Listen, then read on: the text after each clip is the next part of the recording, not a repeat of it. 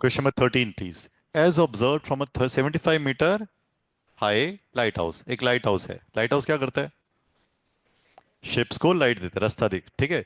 Light house है, इसकी height दे रखी है पुत्र, कितनी दे रखी है दी? बोलते ही नहीं यार, कितनी रखी है? 75 मीटर, ठीक है।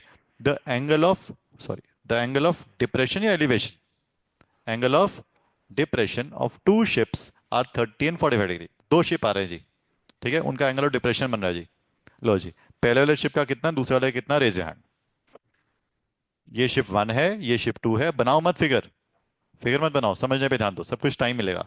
पहले शिप वन का एंगल ऑफ डिप्रेशन बता दो कितना। अगर मैं वहां पे लाइट हाउस के टॉप पे यहाँ खड़ा हो जाऊं, I am standing over here, तो शिप वन के लिए मुझे कितना एंगल बनाना पड़ेगा? Raise hand, angle of depression.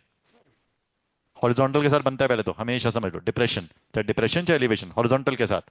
तो पहले शिप के लिए गर्दन ज्यादा नीचे करनी पड़ेगी, कम, ज्यादा? तो raise hand for the angle please. हाँ बोलो जी। 45, ये वाला एंगल कितना है? 45। दूसरे शिप का एंगल कितना आएगा? 30 डिग्री। पहले ये समझ लो, ठीक है। जो पास में शिप है उसके लिए गर्दन नीचे ज्यादा करनी पड़ेगी, एंगल ऑफ डिप्रेशन ज्यादा बनेगा। दूसरे शिप के लिए, सेकंड के लिए कम बनेगा। If one ship is exactly behind the other, मतलब दोनों शिप सेम साइड पे हैं, एग्जैक्टली बिहाइंड, वरना वो बोलता है opposite sides of the light house. Find the distance between the two ships. आपको इन दोनों शिप्स के बीच का क्या निकालना है? डिस्टेंस निकालना है बेटा जी, डिस्टेंस, ठीक है। सो आपको दोनों का एंगल दे रखा है, एक का 30, एक का 45। आपको बीच का डिस्टेंस निकालना है, ठीक है।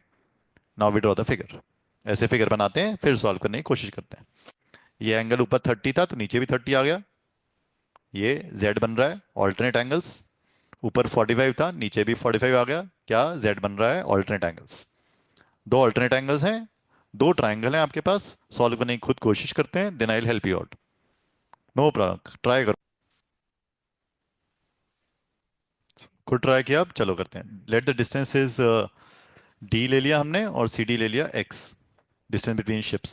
इन ट्राइंगल ए सी डी, इस ट्राइंगल में A C D, tan of 45 degree is equal to A D perpendicular upon the base, perpendicular upon base, tan 45 degree is perpendicular upon the base, AD upon CD, 75 upon x।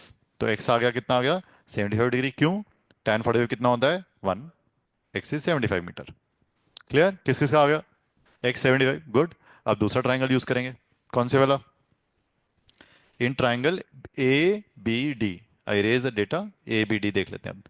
A B D, ये वाला, tan of 30 degree is equal to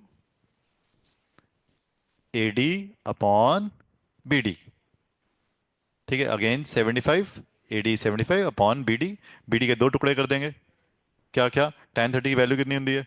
1/√3 is equal to 75 upon B D, B D के दो टुकड़े, B C plus C D. B C हमें शायद x लिया था हमने, डी लिया था, डी। सी डी हमने निकाल लिया 75, तो 1/√3 ऊपर चला गया, तो B C plus C D is equal to 75√3। B C हमने निकालना है, D distance between the ships, plus C D हमने कैलकुलेट किया था 75 इक्वल टू 75√3। 75 उधर चला गया, तो D is equal to 75√3 minus 75। Answer कितना आ गया?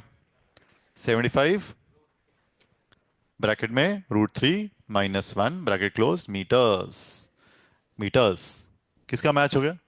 Good good good, that is the distance between the two ships. आपने ये निकालना था, डिस्टेंस बिटवीन टू शिप्स।